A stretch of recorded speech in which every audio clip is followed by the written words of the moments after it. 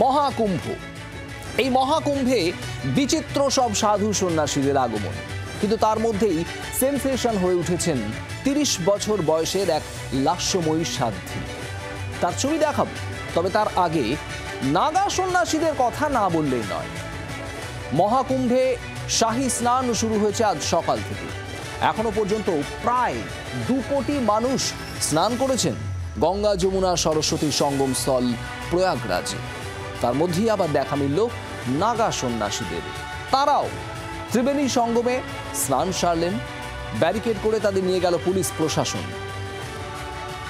নাগা সন্ন্যাসী ছাড়া মহাকুম্ভ অসম্পূর্ণ।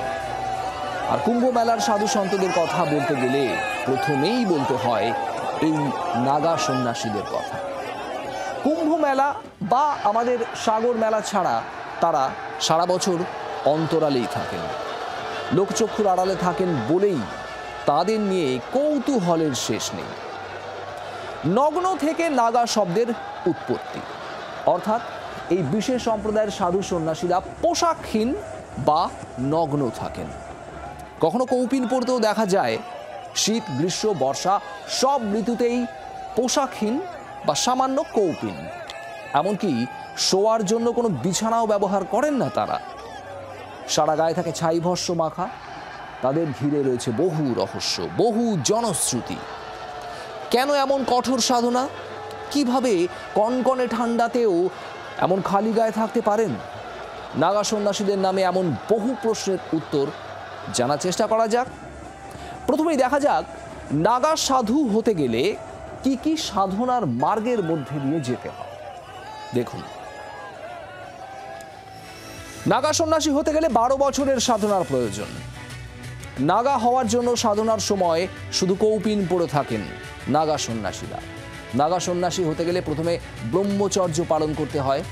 পরীক্ষায় সফল হওয়ার পর পৈতে বিসর্জন দিতে হয়। আর এরপর নিজের পরিবারের পিণ্ডদান করতে হয়। আর তারপর নিজের পিণ্ডদান করতে হয়, যা বিজওয়ান নামে পরিচিত। নাগা সন্ন্যাসী হওয়ার পর তাদের কাছে পরিবারের মৃত্যু হয়।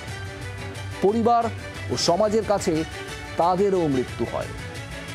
কুম্ভ মেলায় স্নান করে কৌপিন বিসর্জন দেন এই সন্ন্যাসীরা। কৌপিন বিসর্জনের পর নাগা সন্ন্যাসী হওয়ার শপথ নেন তারা।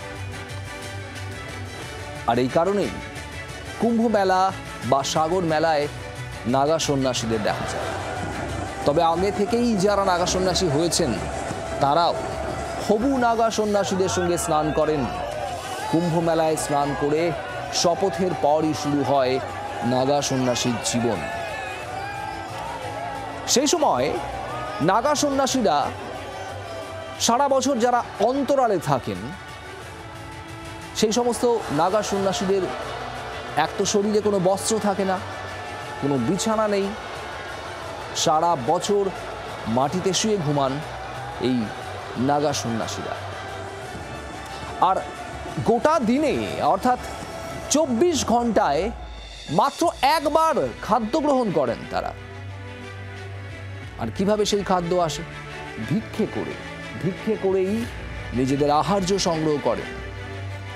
একদিনে মাত্র ৭টি বাড়িতে ভিক্ষা করতে পারেন নাগা সন্ন্যাসীরা। ৭টি বাড়িতে কিছু না পেলে সেদিন অভুক্ত থাকতে হয়। বেশিরভাগ নাগা সন্ন্যাসী জুনা আখড়ার সদস্য হন। অনেকেই মনে করেন নাগা সন্ন্যাসী হওয়ার এই যে সাধনা বিশ্বের যে কোনো দেশের সেনাবাহিনীর অনুশীলনের থেকেও কঠিন। আবার আমাদের দেশে নাগা সন্ন্যাসীদের ইতিহাস বহু প্রাচীন। এমনকি মহেঞ্জোদারো সভ্যতার মুদ্রাতেও নাগা সন্ন্যাসীদের ছবি পাওয়া যায়। সেই ট্র্যাডিশন আজও চলছে সমান।